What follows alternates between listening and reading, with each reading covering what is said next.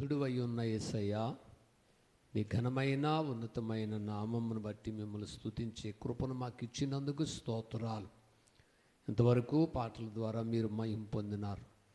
నీ దాసుడిగా నీ పక్షంలో నిలిచి ఉండగా బలహీనమైన నన్ను బలపరిచి నీ ఆత్మతో నింపి అభిషేకించి నా నోట నీ మాటలుంచి రాత్రి విజ్ఞాపన కూడికలో నాకు మాకు సంఘానికి కావలసిన మాటలు మీరు అందించండి దేవా. ఈ కార్యక్రమంలో ఎందరైతే నా తండ్రి చూస్తున్నారో వారిని దర్శించండి. ప్రత్యేక రీతిలో వారితో మీరు మాట్లాడి నీ ఆత్మ ద్వారా వారికి ఆదరణ కలుగునట్లుగా సహాయం చేయండి. వినుబుద్ధి గ్రహింపగల మనస్సు మా అందరి జీవితాలకు అనుగ్రహించమని యేసునామములు అడుగుచున్నాము తండ్రి, ఆమేన్. మంచిది. పరిశుద్ధ గ్రంథములో నుంచి దేవుని వాక్యమును ఒక వాక్యాన్ని చదువుకొని దేవుని మాటలు కొద్ది నిమిషాలు మనము ధ్యానం చేసుకుందాము. యాకోబు రాసిన పత్రిక మొదటి అధ్యాయంలో ఒక శ్రేష్టమైన ఒక మాట వ్రాయబడి ఉన్నది. మొదటి అధ్యాయము 19వ ఒక వచనాన్ని చదువుకుందాం. యాకోబు పత్రిక మొదటి అధ్యాయము 19వ ఒక వచనాన్ని చదువుకుందాం. నా ప్రియ సహోదరులారా, నేను చదువుతా, మీరు చూడండి. నా ప్రియ సహోదరులారా, మీరు ఈ సంగతి ఎరుగుదురు గనుక ప్రతి మనుష్యుడు వినుటకు వేగిరపడువాడును, మాటలాడుటకు నిదానించువాడును, కోపించుటకు నిదానించువాడునై ఉండవలెను. 20వ వాక్యం కూడా కంటిన్యూ చేద్దాం. ఎందుకనగా నరుని కోపము దేవుని నీతిని నెరవేర్చదు. చాలు. పరిశుద్ధ గ్రంథంలో యాకోబు పత్రిక, ఈ యాకోబు పత్రికలో ఇశ్రాయేల్ 12 గోత్రముల వారికి, యాకోబు సంతతిలో నుంచి 12 గోత్రముల వారికి అన్యదేశముల యందు చెదిరి ఉన్న 12 గోత్రముల వారికి శుభమని చెప్పి వ్రాయినది అనే మాట మొదటి వచనములో మొదటి అధ్యాయం కాడ మాట్లాడుతూ ఉంటాడు. అయితే ఈ చెదిరి ఉన్న 12 గోత్రాల ప్రజలను దేవుడు ఉద్దేశించి పరిశుద్ధాత్మ ప్రేరేపణలో యాకోబు గారిని దేవుడు చక్కటి మాటను ప్రేరేపణ చేపించి, పరిశుద్ధాత్మ ప్రేరేపణలు ప్రేరేంపజేపించి ఈ మాట రాస్తూ ఉన్నాడు. సహోదరులారా, నా ప్రియ సహోదరులారా, మీరు ఈ సంగతి ఎరుగుదురు గనుక ప్రతి మనుషుడు వినుటకు వేగిరపడువాడును, మాట్లాడటానికి నిదానించువాడును, వినుటకు వేగిరపడునవాడునై ఉండవలెను అనే మాట చదువుకున్నాం. 20వ వచనం కూడా ఒక మాట అంటాడు. ఎందుకనగా నరుని కోపము దేవుని నీతిని నెరవేర్చదు. దేవుని బిడ్డలారా, దేవుని నీతిని నెరవేర్చబడాలంటే మానవులంగా మన జీవితాల్లో కోపం అనేది అది ప్రమాదకరమైన, అదొక జబ్బు, అదొక ప్రమాదకరమైన వ్యాధి. కోపం అనేది వాస్తవానికి మానవుడు వినటానికేమో వేగిరి పడాలి, మాట్లాడటానికేమో నిదానించాలి. లోకములో ఉన్న పెద్దల సామెతలు మాట్లాడతారు. ఏంటి? తినటానికేమో ముందుండాలంట, కొట్లాటకేమో తినటానికేమో ముందుండాలంటే కొట్లాటకేమో వెనకాల ఉండాలంట. తినటానికి ముందెందుకు ఉండాలి? భోజన పంక్తిలో ఎన్ని వెరైటీలు అయితే ఏర్పాటు చేస్తారో ఆ వెరైటీలన్నీ మొదట్లో కూర్చున్న వాళ్ళకి ఎక్కువ శాతం దొరుకుతూ ఉంటాయి. లేటుగా ఉందామలే, అందరూ అయిపోయినది తిందామని కూర్చుంటే ఇక అందులో ఉన్న వెరైటీలన్నీ అయిపోతాయి. చివరిలో 1, 2 మిగులుతూ ఉంటాయి. పెద్దోళ్ళు ఆలోచన చేసి అన్నమాట, ఉపమానం సామెత చెప్పారు వాళ్ళు, వినటానికి వేగిరపడాలని దేవుని వాక్యం ఉంది. పెద్దలు చెప్పే మాట ఎలా ఉందంటే, తినటానికి ముందు ఉండాలి, కొట్లాటకి మాత్రం వెనకాల ఉండాలి. పరిశుద్ధ గ్రంథం ప్రకారంగా దేవుని వాక్యం మనం చదివినట్లయితే, చూసినట్లయితే ప్రతి మనిషి వినుటకు వేగిరపడాలి, మాట్లాడటానికి మాత్రం నిదానించాలి. మూడో మాట అంటాడు, కోపించుటకు కూడా నిదానించువాడునై ఉండాలి. వినటానికి వేగిరపడాలి, మాట్లాడటానికి కూడా నిదానించాలి, కోపగించుకోవటానికి కూడా చాలా నిదానం అనేది కూడా చాలా అవసరం. మనిషి ఉద్రేకం పెరిగినప్పుడు, ఆ కోపావేశంలో, ఆ కోపోద్రేకంలో ఉన్నప్పుడు చాలా అనర్థాలు మనిషికి ఎదురవుతూ ఉంటాయి. తర్వాత వెనక్కి తిరిగి ఆలోచన చేస్తే, అనవసరంగా ఇంత కోపపడి ఇంత బీపీ పెంచుకొని నా జీవితాన్ని వ్యర్థం చేసుకొని చెప్పి పశ్చాత్తాపడే వాళ్ళు లోకంలో లేకపోలేదు. ఏమండి, కోపం పెరిగినప్పుడు ఒక రోజున ఒక చోట ఇద్దరు అన్నదమ్ములండి, సొంత ఒక తండ్రి పుట్టిన బిడ్డలు. వారు ఉద్రేకం మీద తోటి కోడలు ఎగేశారు. అన్నదమ్ములకి మంచిగున్న అన్నదమ్ములు తోటి కోడలు వచ్చిన వాళ్ళు ఏం చేశారంటే, అన్న మీద తమ్ముడికి ఎగేసింది, తమ్ముడి మీద అన్నకి ఎగేసింది. ఇద్దరి మధ్యలో కొంచెం గెట్టు ఉంటే, ఆ గెట్టు మీద వామిగడ్డి వేస్తూ ఉంటే వామి అనేది వాళ్ళ దాంట్లోనే ఉందలే కానీ చివళ్ళ మాత్రం వీళ్ళ దాంట్లో వాలిపోయినాయి గడ్డి. దానికి తోటికోళ్ళు ఏం చేసిందంటే, తమ్ముడికి అన్న మీదక రెచ్చగొట్టింది.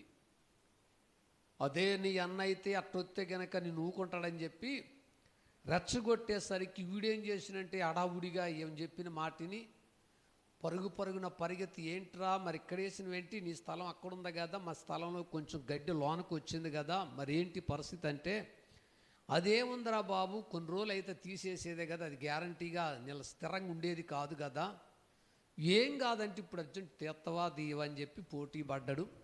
పోటీ పడిన తర్వాత ఒకరికొకరికి మాట పెరిగిపోయింది. ఉరిగడ్డ వంకాడున్న కర్ర ఒకటి ఉంటే, ఒక కర్ర తడికలు కట్టేది గుంజకర్ర ఒకటి ఉంటే దాన్ని తీసి అన్నని తల మీద పెట్టేస్తే స్పాట్లో చనిపోయిందండి. చాలా దారుణం. రోజుననగా మాట్లాడటానికి నిదానించాలి, వినటానికి వేగిరపడాలి, కోపించటానికి కూడా చాలా నిదానం అనేది ఉండాలి. సంఘంలో చాలామంది విశ్వాసుల జీవితాల్లో మాటలో తొందరగా మాట్లాడే వాళ్ళు ఉంటారు. కొందరు ఆలోచన చేసి మాట్లాడితే ఏమంటుందని చెప్పి, ఈ మాట మాట్లాడితే తర్వాత పరిస్థితి ఎలా ఉంటుందని చెప్పి కొందరు ఆలోచన చేసి మాట్లాడే వాళ్ళు చాలామంది ఉంటారు. కొందరికి నోరుందని చెప్పి అడ్డగోలుగా తొందరపడి మాట్లాడుతూనే ఉంటారు. అది ఎంత మాత్రం క్రైస్తవ జీవితానికి ఎంత మాత్రం తగింది కానీ కాదు. ఈ రోజున నీవు నేను మన జీవితాలు దేవుని సన్నిధిలో క్రీస్తు యేసు రక్తం చేత కడగబడిన మన జీవితాల్లో లోకానికి మనుషులకి, క్రైస్తవ మనుషులకు, దేవుని నమ్మిన బిడ్డలకు వ్యత్యాసం అనేది మన మాటల్లోనే తేడా కనపడాలి, మన క్రియల్లో తేడా కనపడాలి, మన ప్రవర్తనలో వ్యత్యాసం కనపడతా ఉండాలి.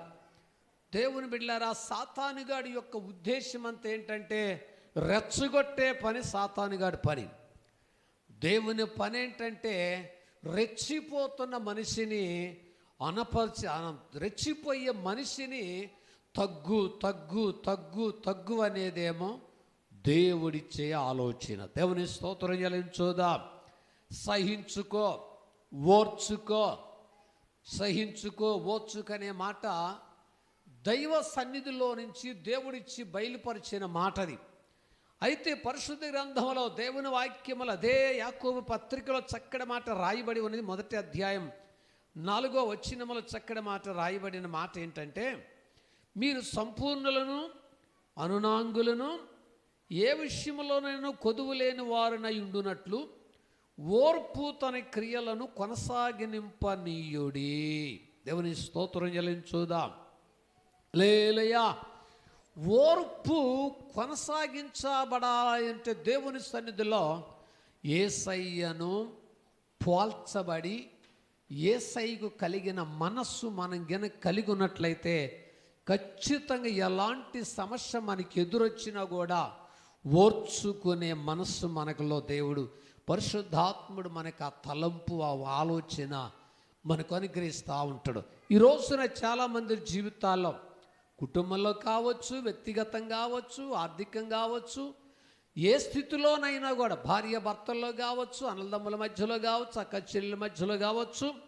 ఒకవేళ భర్త ఉద్రేకం కలిగినోడైతే భార్య ఏం కలిగి ఉండాలి? ఓర్చుకునే మనస్తత్వం కలిగి ఉండాలి. ఒకవేళ భార్య ఉద్రేకం కలిగిన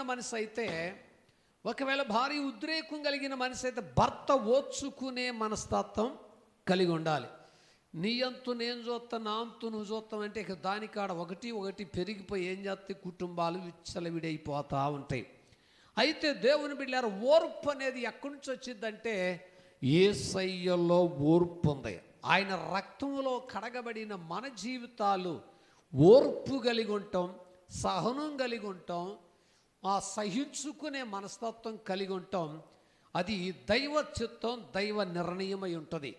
ఈ రోజున దేవుని బిడ్డలారా, ఎందుకు ఈ మాటను దేవుడు సంఘానికి తెలియచేస్తున్నాడు, చెదిరిపోయిన వారికి తెలియచేస్తున్నాడంటే, దేవుని బిడ్డలారా, వినటానికి వేగిరపడాలి, మాట్లాడటానికి నిదానించాలి, కోపించటానికి కూడా నిదానించాలి. దేవునికి స్తోత్రం చెల్లించుదాం.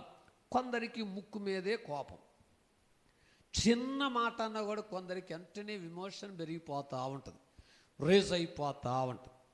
దేవుని బిడ్డలారా, క్రైస్తవ జీవితము ఎన్నన్నా కూడా, ఎంత దూషించినా కూడా, ఎంత శపించినా కూడా, ఎంత మనం కించపరుస్తున్నా కూడా ఓర్చుకోవటం గనక మనం అలవాటు చేసుకున్నట్లయితే ఓర్పు గొప్ప కార్యాలు చేయటానికి దోహదపడతా ఉంటుంది. దేవుని స్తోత్రం చెల్లించుదాం. ఈ రోజున నీవు నేను ఓర్పు కలిగి ఉంటాం అలవాటు మనం చేసుకుంటే మన సేవా జీవితం కావచ్చు, కుటుంబ వ్యవస్థ కావచ్చు, అది ఏదైనా సరే, వ్యాపారములో కావచ్చు, ఉద్యోగములో కావచ్చు, బిజినెస్ ఏదైనా కావచ్చు, చేసే పని ఏదైనా కావచ్చు, ప్రతి దాంట్లో ఓర్పు అనేది చాలా అవసరం. తొందర నిర్ణయాలు తీసుకోవటం అది మన జీవితానికి ఎంతో ప్రమాదానికి దారి తీస్తూ ఉంటుంది. అందుకనే పరిశుద్ధ గ్రంథంలో రాయబడిన మాట ఇంకొక మాట, అదే యాకోబు పత్రికలు ఇంకొక మాట అంటాడు. 1వ అధ్యాయం 12వ వచనంలో అంటాడు చక్కటి మాట, శోధన సహించువాడు ధన్యుడు, అతడు శోధనకు నిలిచిన వాడై ప్రభు తన్ను ప్రేమించు వారికి వాగ్దానము చేసిన జీవ కిరీటము పొందును. దేవునికి స్తోత్రం చెల్లించుదాం. శోధన సహించేవాడు ధన్యుడు, ఓర్పును సహించుకునేవాడు ధన్యుడు, సహనాన్ని సహించుకునేవాడు, సహనం కలిగి ఉండేవాడు ధన్యుడు. ఎందుకంటే పరిశుద్ధ గ్రంథంలో లేఖన ప్రకారంగా మనం చూసినట్లయితే యోసేపును తన అన్నలు ఎంత హింస పెడుతున్నా కూడా యోసేపు ఏం చేసిండు? తన్ను తాను ఎందుకో తెలుసిన, దేవుని ప్రణాళిక నా పట్ల ఉంది, దేవుని ఉద్దేశం నా పట్ల ఉన్నతమైన కార్యం జరిగిస్తారని చెప్పి ఎన్ని శ్రమలు, ఎన్ని ఆటంకాలు, ఎంత నిందించి హింస పెడుతున్నా కూడా యోసేపు సహించుకున్నాడు. అందుకనే ఆ సహనమే యోసేపు జీవితాన్ని ఎక్కడ తీసుకొచ్చింది? ఐగుప్తు దేశానికి ప్రధానిగా చేసిండు. దేవుని స్తోత్రం చెల్లించుదాం. రోజున నీ జీవితాల్లో, మన జీవితాల్లో ఓర్పు అనేది, సహనం అనేది మనం కలిగి ఉండాలి. మొట్టమొదటి మాట, వినటానికి మనం ఎట్టుండాలి? నీరసంగా ఉండకూడదు, వినటానికి వెనకం చేయకూడదు, వినటానికి ఎప్పుడు ముందడుగులోనే ఉండాలి. వినుట ద్వారా విశ్వాసము కలుగును. దేవుని మాటలు వినటానికి ఎప్పుడూ వేగిరపడుతూనే ఉండాలి. దేవుని కార్యాలు చేయటానికి ఎప్పుడూ వేగిరపడుతూనే ఉండాలి. ప్రార్థన చేయాలన్న వేగిరపడుతూనే ఉండాలి, పరిచర్య చేయాలన్న వేగిరపడుతూనే ఉండాలి, పాట పాడాలన్న వేగిరమనే ఉండాలి, వాక్య చెప్పాలన్న వేగిరపడుతుండాలి, దేవుని పని ఏది చేయాలన్నా నిర్లక్ష్యంగా, అశ్రద్ధగా, అనాలోచనగా ఉంటే బైబిల్ అంటుంది దేవుని కార్యాన్ని శ్రద్ధ చేసేవాడు శాపగ్రస్తుడు అని వాక్యం అంటుంది. దేవుని బిడ్డలారా, మన జీవితాలు దేవుని పనిని వేగిరమే అనగా స్పీడుగా చేయటం, ముందడుగులో ఉండటం, అది మన జీవితాలకి ఎంతైనా ఆశీర్వాదం. తర్వాత ఇంకొక మాట అంటాడో, మాట్లాడటానికి మనం ఎట్టుండాలి? మనం మాట్లాడటానికి ఎట్టుండాలి? నిదానించాలి. ఏ మాట మాట్లాడాలి?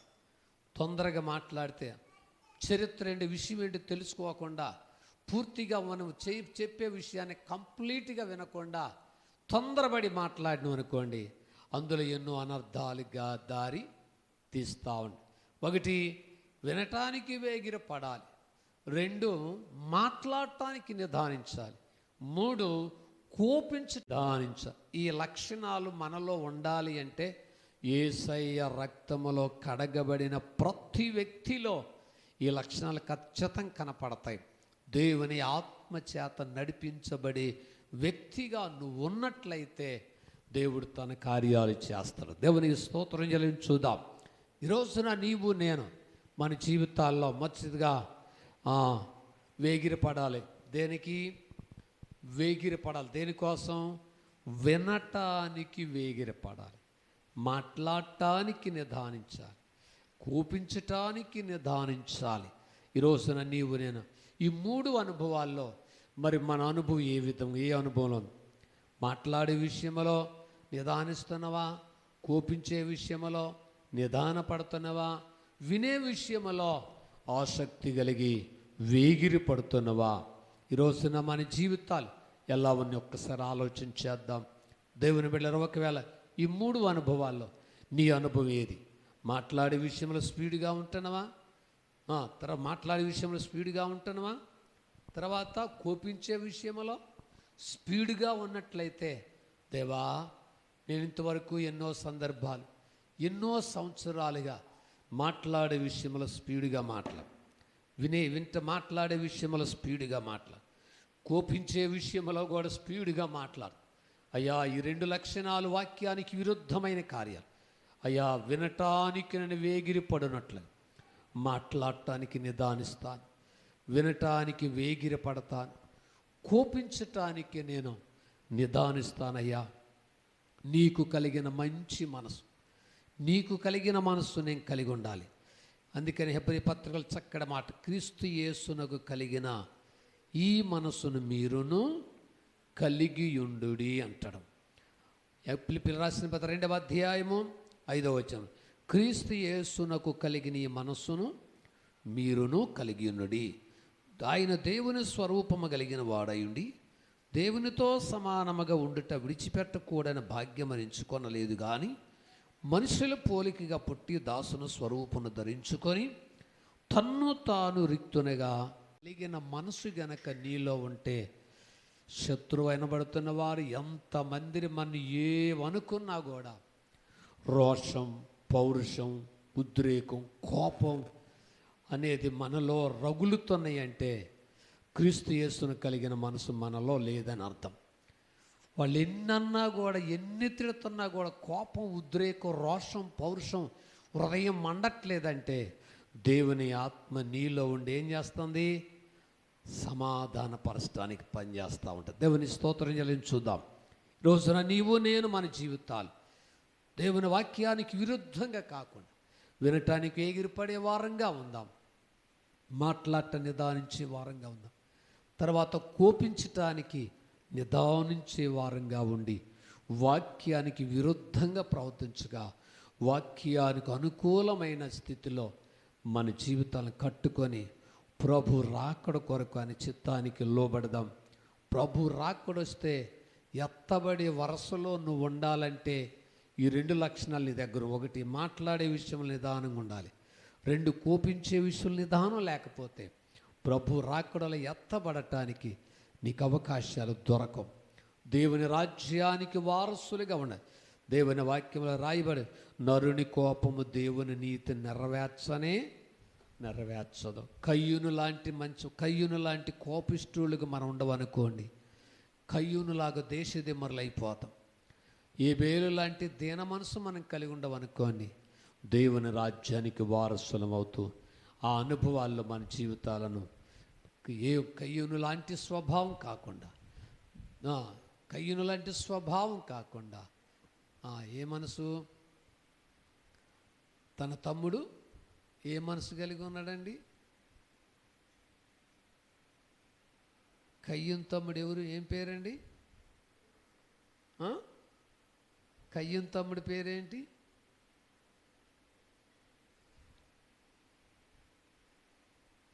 కయ్యూను తమ్ముడి పేరేంటి? దేవుడు అడుగుతాడు, కయ్యూను నీ తమ్ముడు ఎక్కడా అన్నాడు. అనేసరికి హేబేల్ ఆయన గురించి అంటాడు, నా తమ్ముడికి నేను కావలవాడినా అంటాడు. హేబేలు చాలా సాత్వికం కలిగినోడు, కయ్యూను కోపిస్తోడు. కోపిష్టోళ్ళ జీవితాలు పతనానికి దారితీస్తాయి. తగ్గింపు జీవితం కలిగి దీన మనసు కలిగి ఉన్న జీవితాలు ఉన్నతమైన స్థాయిలో దేవుడు నిలబెడతాడు. కయ్యూను లాంటి స్వభావాలు మనకు లేకుండా హేబేలు లాంటి స్వభావం మనం కలిగి ఉన్నాం. యోసేపు అన్న లాంటి స్వభావాలు లేకుండా యోసేపు లాంటి దీన మనసు మనం కలిగి దేవుని చిత్తాన్ని నెరవేర్చని రాజ్యానికి వారసులంగా సిద్ధపడదాం. దేవుడి కొద్ది మాటలు మనందరి వినికిడలో దీవించునుగాక. ఆమేన్. ప్రార్థన చేసుకుందాము. స్తోత్రం స్తోత్రం స్తోత్రం. ఒక్క నిమిషం ప్రార్థన చేసుకుందాం. నీకున్న మనస్తత్వం ఏది? కయ్యూను లాంటి మనస్తత్వం ఉందా? హేబేలు లాంటి మనస్తత్వం ఉందా? యోసేపు లాంటి మనస్తత్వం నీకుందా? దావీదు లాంటి మనస్తత్వం నీకుందా? దావీదుని రకరకాలుగా మాట్లాడుతున్నప్పుడు దావీదు తను అణుచుకున్నాడు, మనసులో తగ్గించుకున్నాడు. దావీదును ఉన్నత స్థానంలో దేవుడు నిలబెట్టి యోసేపు జీవితంలో యోసేపు అన్నలో పరిహాసాలు ఆడారు, ఎన్నో రకాల చిత్రహింసలు చేశారు. యోసేపును ఐగుప్తు దేశాన్ని ప్రధానిగా దేవుడు చేసి, నిజమే కయ్యూను తొందరపడి కోపంస్తోడుగా ఉన్నాడు. హేబేలైతే తను తాను రిక్తునిగా తగ్గించుకున్న స్వభావం కలిగిన అది యేసయ్య మనస్సు. నీవు నేను ఆ మనస్తత్వం కలిగి ఉందాం. ప్రార్థన. మహాపరిశుద్ధుడైన తండ్రికి స్తోత్రాలు. ఘనమైన రాజా, రాత్రికాల విజ్ఞాపన కూడికలో మా జీవితాలు, మా హృదయాలు, మా మనస్సు, మా తలంపులు ఏ విధముగా ఉండాలో వాక్యములో నుంచి దేవా సూటిగా తేటగా మీరు మాతో మాట్లాడి మా హృదయంలో ఉన్న, మా మనసులో ఉన్న, మా ఆత్మీయ జీవితానికి అభ్యంతరం కలిగించే ఈ బలహీనతల నుంచి దేవా మమ్మల్ని విడిపించండి. వినటానికి వేగిరిపడాలని వాక్యం చేత మాతో మాట్లాడారు.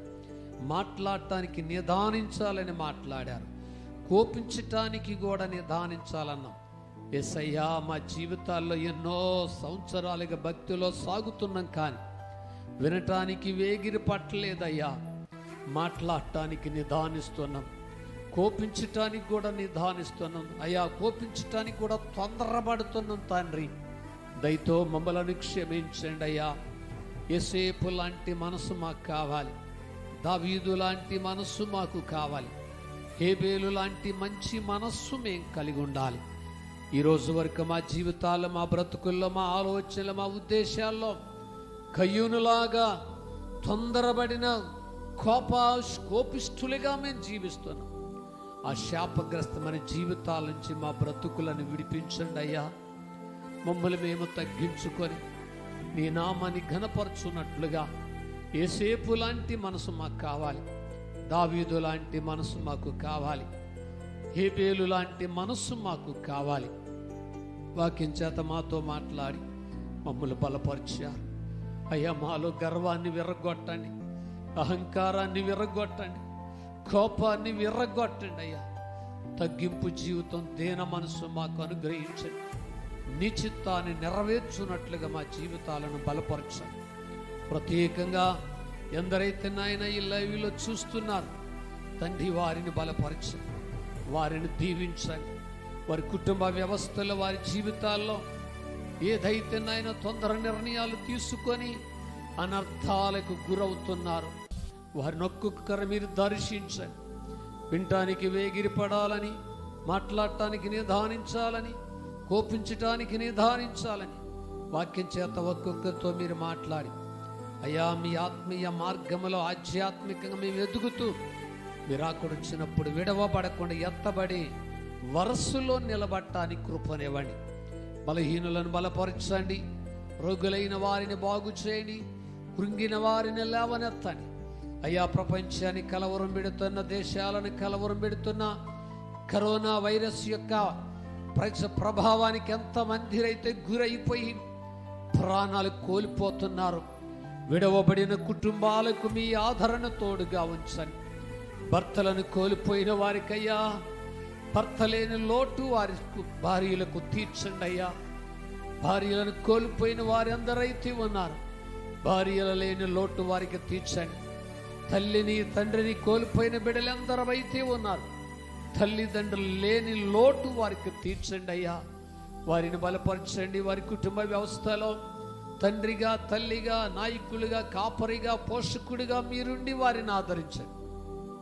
ప్రత్యేకంగా మరణ పంచుల్లో, హాస్పిటల్, గృహాలలో ఎంతమంది అయితే దేవా వారి శరీరాల్లో ఉన్న సమస్త బలహీనతలు దూరపరిచి సంపూర్ణ ఆరోగ్యవంతులుగా చేయండి. కుదురుబడిన రోగాల నుంచి విడిపించండి, మరణకరమైన వ్యాధుల నుంచి విడిపించండి అయా.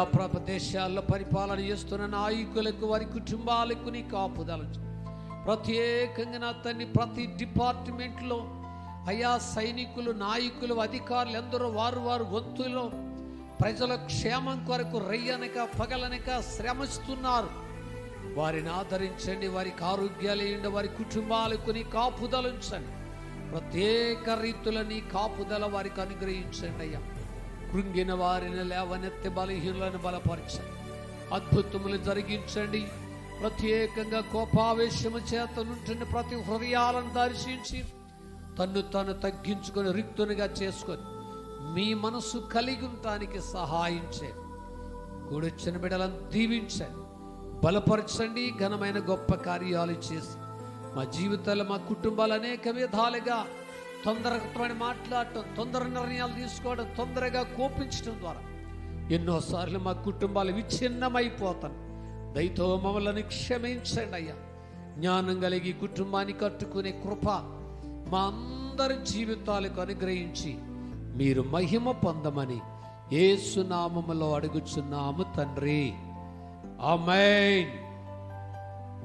మన తండ్రి అయిన దేవుని దీవెన, ప్రభు అయిన యేసుక్రీస్తు కృప, పరిశుద్ధాత్మని సహవాసము సన్నిధి సకల పరిశుద్ధులకును సకల ప్రాంతాల్లో ప్రార్థన చేస్తున్న భక్తులందరికీ వినటానికి వేగిరపడాలి, మాట్లాడటానికి నిదానించాలని, కోపించటానికి నిదానించాలని తీర్మానం చేసుకొని వాక్యానికి తమను తాను అప్పగించుకున్న బిడలకు ప్రభు కృపా సదా తోడై వారిని నడిపించునుగాక. ఆమేన్. ప్రైజ్ ది లార్డ్ అండి. ప్రభు మిమ్మల్ని అందరం దీవించునుగాక. Praise the Lord. హల్లెలూయా.